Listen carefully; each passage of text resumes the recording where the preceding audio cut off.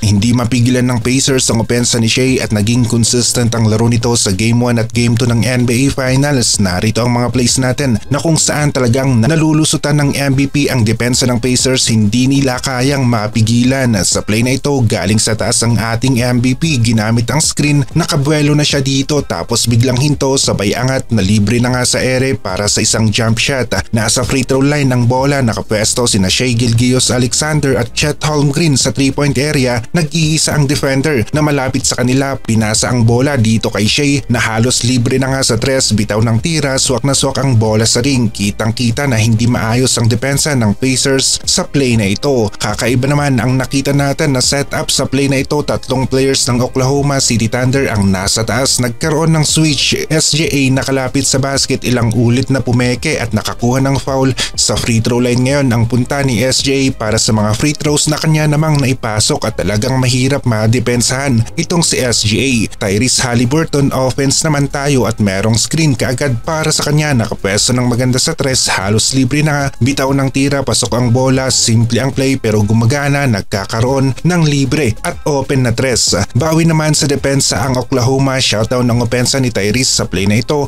madikit ang depensa, pa-outbalance na tira para kay Tyrese Haliburton at ito ay mintis nga, isa sa mga pangit na play ni Haliburton sa game na ito at hindi nga rin ganon kainit ang kanyang opensa, hindi kagaya ni Shai na talagang solid ang opensa. 38 points sa game 1 at sa game 2 naman 34 points ang kanyang nagawa, indikasyon na kayang-kaya niya ang depensa ng Pacers. Yung mata ng depensa ng Pacers, kuhang-kuha ni Shai at nakita niya si Chet Holmgren sa 3-point area, halos libre na, humabol ang depensa pero magaling si Holmgren, pumeke sa naghahabol ng defender ng Pacers at mas nalibre na para sa isang tres. Mahihirapan ng Pacers sa finals na ito dahil kay Shai Gilgeous-Alexander, kayang-kaya niya ang depensa ng Pacers at kung naipit naman ito sa double team ay nakikita niya ang libre niyang kakampi para sa high percentage shots. Dito naman Alex Caruso at Chet Holmgren, kitang-kita natin na nakaabang sila sa tres. Yung mata na naman ng depensa ng Pacers na kay SGA, umatake ito sa basket, merong depensa laban sa kanya pero si Chet Holmgren libreng-libre na naman sa tres, pasok ang bola sa ring, kitang-kita na mas maganda ang pag-setup ng opensa ng Oklahoma. Isa sa malaki-laki nga rin ang ambag sa pagpuntos para sa team ng Oklahoma City Thunder ay itong si Holmgren, nakapwesto na naman sa tres pero ngayon atake sa basket ang kanyang ginawa, maganda ang kanyang footwork, naiwan ng bahagya si Turner sa play na ito. Holmgren para sa isang layup, isolation ang nangyari sa play na ito, binigyan ng OKC ng espasyo. Si SGA 1-on-1 ang labanan,